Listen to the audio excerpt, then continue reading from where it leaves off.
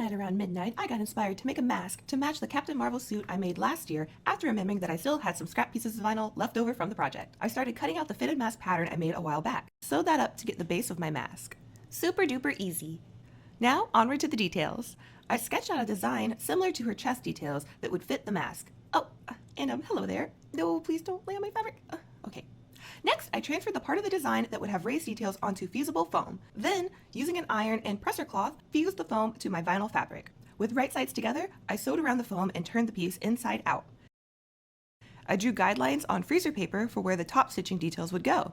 This also acted as a stabilizer that made it easier to glide the vinyl through the machine and do clean and even top stitching on both pieces.